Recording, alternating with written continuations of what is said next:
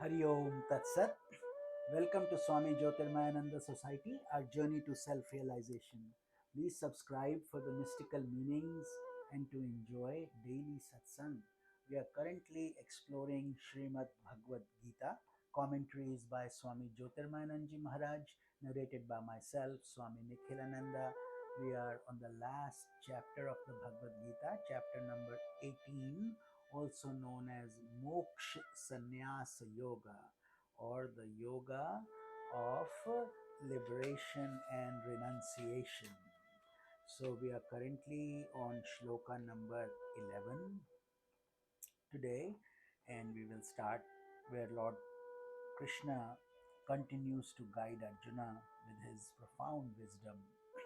Nahi dehbhrita shakyam tyaktum karmanya sheshatah yastu karma phalatyagi satyagitya bhidhiyate. It is impossible for an embodied person to renounce all actions. Therefore, he who renounces the fruits of actions is called a tyagi, a man of relinquishment, a man of true renunciation. So, God is very clearly clarifying that it's impossible to totally renounce everything. So, just running away from your responsibilities is never the answer. The answer is to fight like a warrior and to learn how to detach internally from the fruit itself while you are where you are. You don't have to change your job, your place, your circumstance, your environment. All you have to do is change your thinking, your ability to analyze things from a inner viewpoint, introspective viewpoint, and then you are called a tyagi, because it's impossible to renounce everything, because everything is action. We breathe, that's action. We sleep, that's action. We eat, that's action. So, and Gita even considers our mental thoughts as actions, even though we may be sitting, but we may be planning something in our mind. That is action also. So, that's why God is guiding us that if we relinquish, we learn to do tyaga, relinquish the fruits of the action. That is the way to enlightenment. So, next shloka.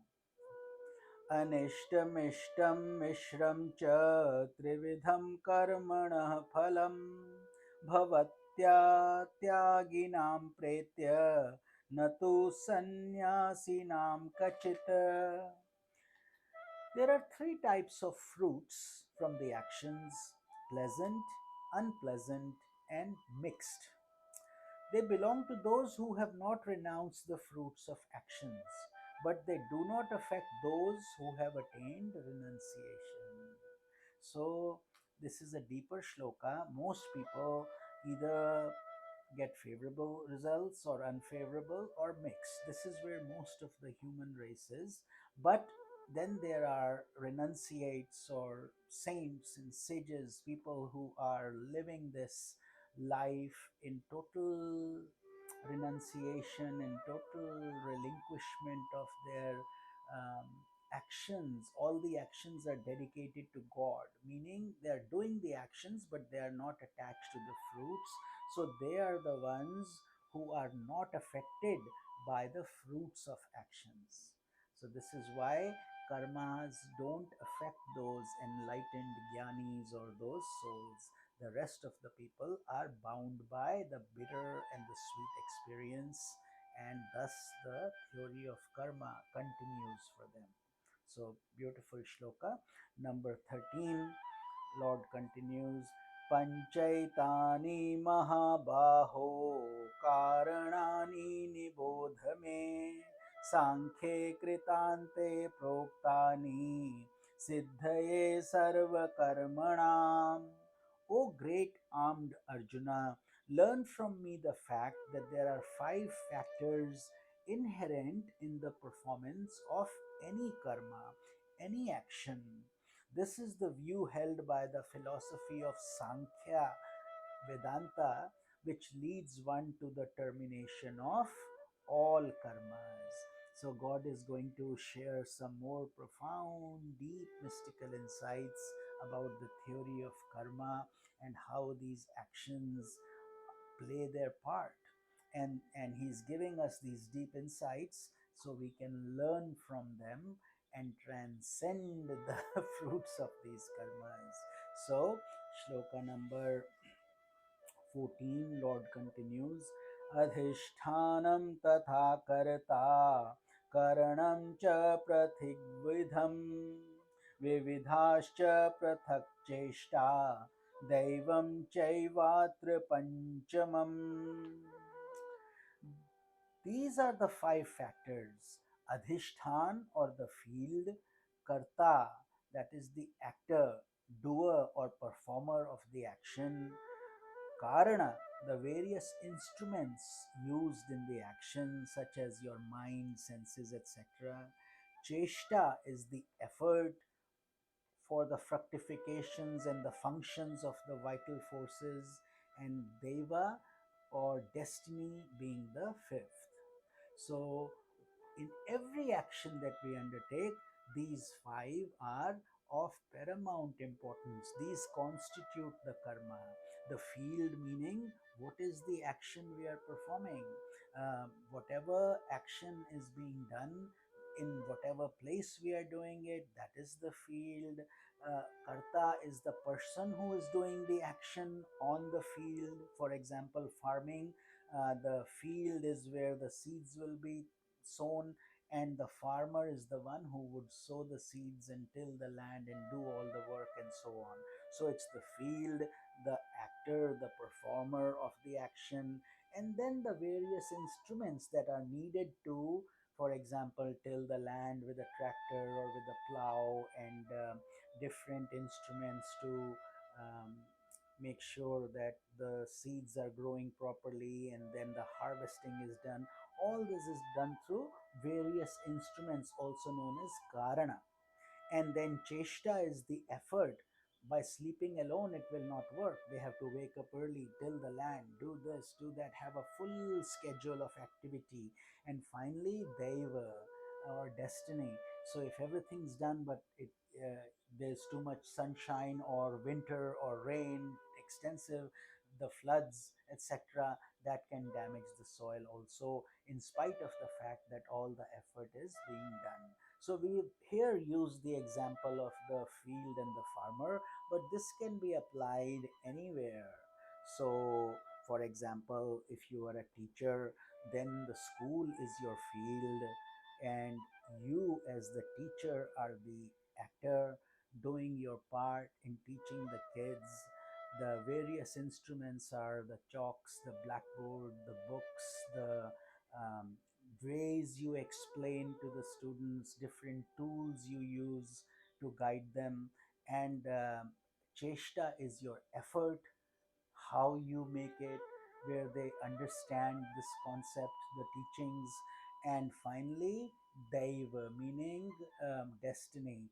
For example, if you're sick, you can't go to school. So, and if there's an important exam, then some substitute teacher has to come in or something. So, this is what is meant by doing our actions, but we should continue to do these actions. And as long as we don't do, we have done everything to our extent.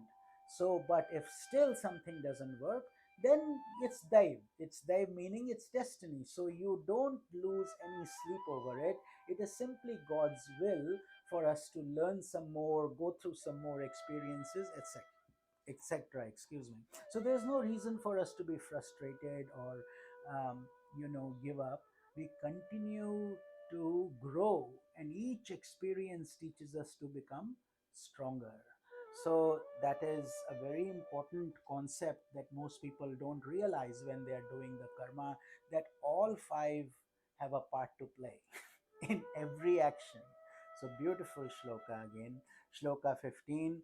Sharira वाप्नोभिर्यत् कर्म प्रारमते नरः न्यायं वा विपरीतं वा पंचैते तस्य हेतवः. Whatever action one may perform, by his body, speech, and mind, whether righteous or unrighteous.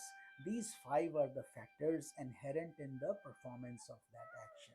So, as we were just explaining, Lord Krishna is further reiterating that these five are always at play no matter what we do, what action it is, whether it's ethical or unethical, good or bad, righteous or unrighteous, because these are the tools we have, the body, the mind, the speech, and through these tools itself we do the action. So that's why Bhagavad Gita and all the scriptures teach us to do good, be good, love all, serve all, help humanity, and don't incur sin.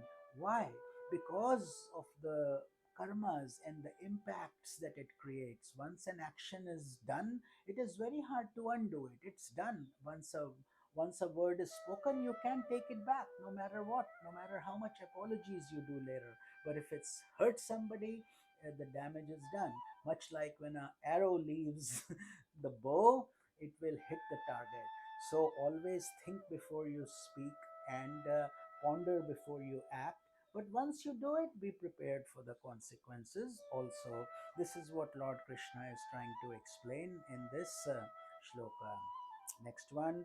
Tatraivam sati kartaram atmanam kevalam tu yaha pashyatya krita buddhitvana sa pashyati duramatihi. This being so, a dull witted person attributes the doership to himself alone, and because of his deluded intellect, does not see rightly. See, this is where the subtle ego comes in, and the person says, I did it. When something good happens, he wants the credit for it. When something bad happens, he wants to blame others for it. This is a natural tendency for most people to do so, and Lord Krishna in the Bhagavad Gita are calling them dull-witted, mood people, because they don't understand these subtle processes and the philosophy under which all these five actions are constantly at play, and we are simply puppets. We have to do our part. We have to use our thinking, our intellect, our mind, and so on. But ultimately, it's the divine plan that is doing everything, Dave, but we are the instruments that are making it happen also. So it's a combined, joint process through which we evolve. So here God is saying those dull-witted people who think they are the ones who have done everything, and they, because their intellect is deluded, it is not clear, it's not, doesn't have clarity, they don't see rightly. Just like in fog, you can't drive properly when it's foggy and you can't see the cars clearly. It becomes very dangerous. That's when in the evening news you see so many accidents occurred that day. So that's what happens when we are not clear, and that's how spirituality works also. While we are ignorant, we assume all kinds of things because of lack of knowledge or fear or the unknown. But once you know, once you understand, your heart opens up, the light is cleaner, clearer, you are purer, more pure, and therefore you find peace and expansion and happiness. But only it comes to those who are willing to put the price for it. They are willing to wake up early or do their daily sadhana and so on. It doesn't happen to lazy people. It doesn't happen to people who just think it'll happen by some act of God. Just praying to God doesn't work unless you also put in your self effort. So then prayer becomes beautiful, it fructifies, because God helps those who help themselves. So, with this, we conclude our satsang. I hope you're enjoying these lovely shlokas, beautifully explained by Lord Krishna, very profound. And let's continue on this journey together. We will start this satsanga from shloka number 17 in tomorrow's satsang. Hari Om Tat Sat.